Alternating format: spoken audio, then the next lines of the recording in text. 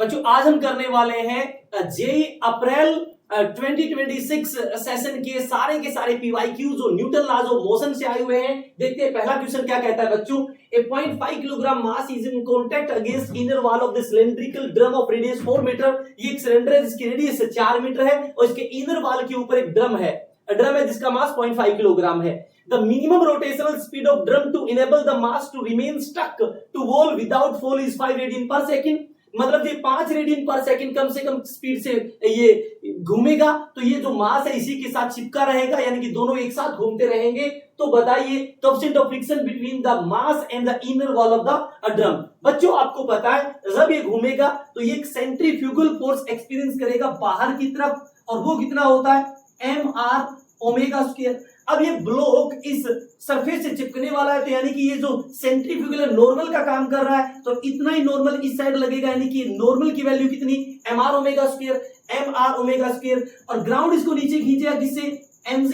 तो इस gravitational force के कारण ये जो ब्लॉक है नीचे स्लाइड करने की कोशिश करेगा तो फ्रिक्शन ऊपर लगेगा कितना म्यू एन। इसका मतलब क्या है बच्चों, जो आपका म्यू एन है एन आपका नॉर्मल के बराबर है mr ओमेगा स्क्वायर, तो कम से कम mg के बराबर होना चाहिए, कम से कम mg के बराबर होना चाहिए, अदरवाइज ये नीचे गिर जाएगा। मास से मास काट दीजिए, हमें तो म्यू चाहिए तो इज इक्वल टू क्या आया g डिवाइड में r ओमेगा स्क्वायर। g आपका 10 है, r आपको दे रखा है 4 और ओमेगा दे रखी है 5 का स्क्वायर कितना 25, 5 का स्क्वायर 25। तो बच्चों इसको मैं 10 से मल्टीप्लाई कर दूं, 10 से डिवाइड कर दूं, कोई फर्क नहीं पड़ा। तो 25 का 100, 4 से 4 कैंसिल, आंसर कितना आया 0.1। आई होप आपको ये चीज समझ आ गई होगी। आंसर कितना आया बच्चों 0.1। इसका मतलब जैसे कोई घूमती हुई बॉडी के ऊपर कोई चीज है तो हमें पता है कि वहां पे सेंट्रीफ्यूगल लगाना है, सेंट्रीफ्यूगल आउटवर्ड लगेगा जिसके कारण ये मास इसके साथ चिपक रहा था तो ये नॉर्मल का काम कर रहा था।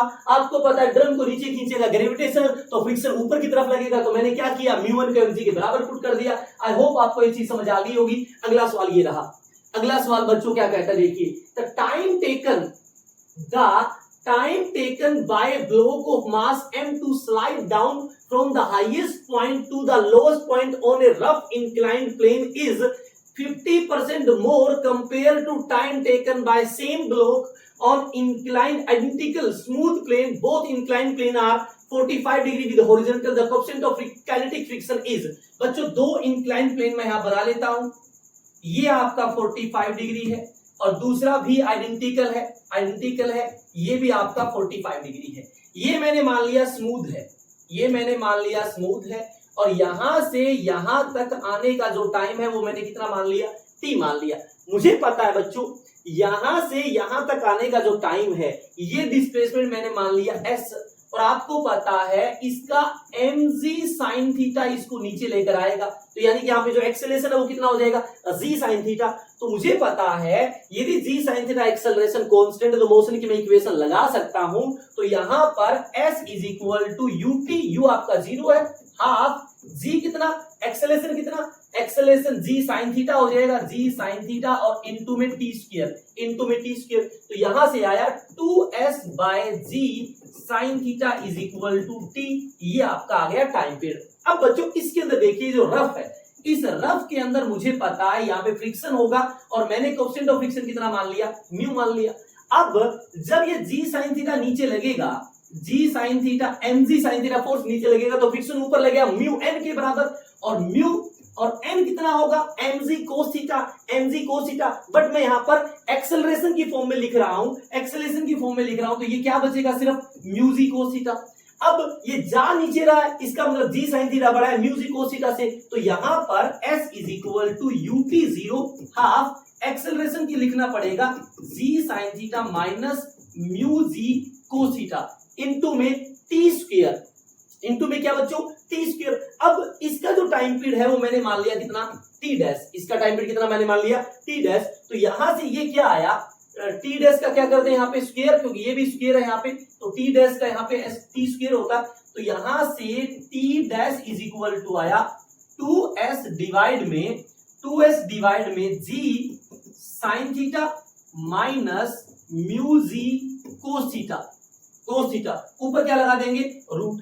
हमें पता है ये जो टाइम पीरियड है उसका कितना है 50% ज्यादा है, तो 50% ज्यादा लिखूंगा तो उसको 3/2 टाइम्स ही कर दूं, तो यानी कि इसकी जगह क्या लिख सकता हूं मैं 3/2 टाइम्स ऑफ ये, इसके ऊपर क्या लगाएंगे बच्चों रूट, तो ये क्या आएगा 2s डिवाइड में G sine theta, 2s divide में जी साइन थीटा।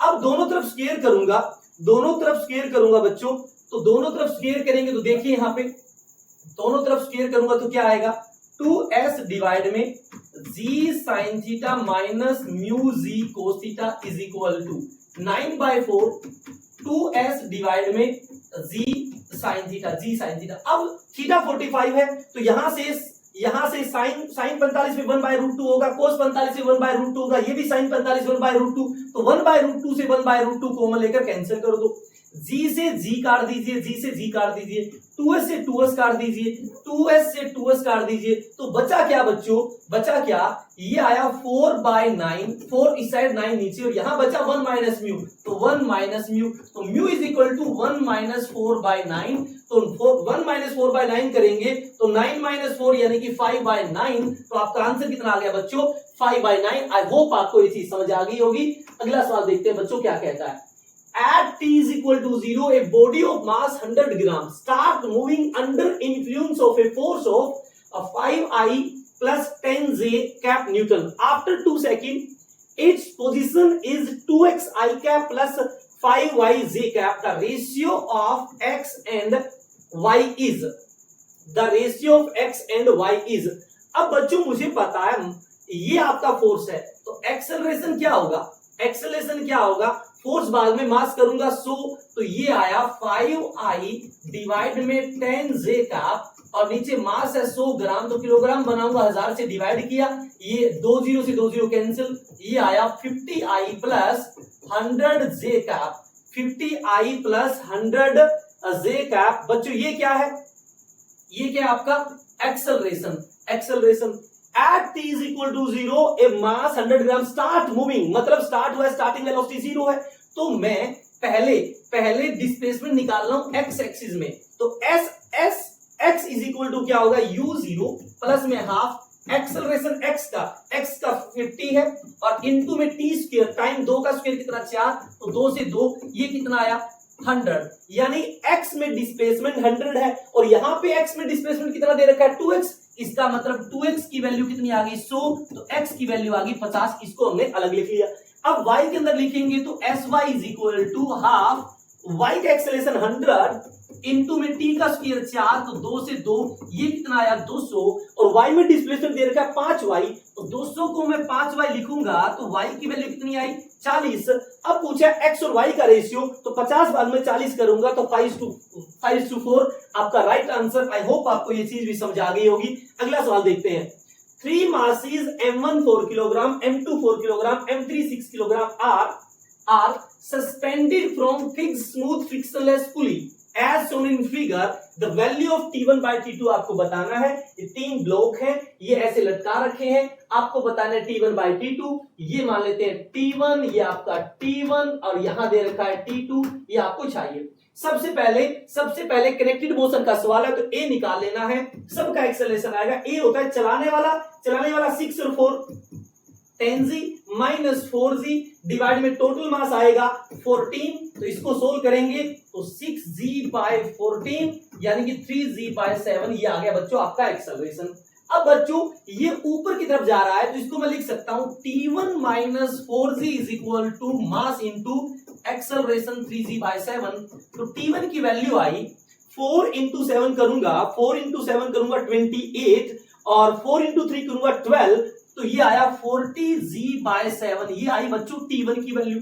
अब मैं यहां से निकालूंगा T2, ये जा रहा है बच्चों, ये जा रहा है नीचे की तरफ, तो इसका मतलब 6G minus T2 is equal to mass into acceleration है 3G बाय 7, तो इसको सोल्व करूंगा 7 गुना 6 42, 42G minus 18G by 7 is equal to T2 की वैल्यू आई 24G बाय 7, यानी कि 42 में से 18 घटाऊंगा 24G बाय 7, तो इसका रेशियो चाहिए, तो T1 बाय T2 करेंगे, तो T1 है आपका कितना, T1 है आपका 40G बाय 7, ये है 24G बाय 7, 7G से G, 4 से 6, 4 से 10, 2 से 5, 2 से 3, रेशियो आया 5:3, 5-3 यानी कि first is the right answer. I hope आपको ये चीज भी समझ आ गई होगी।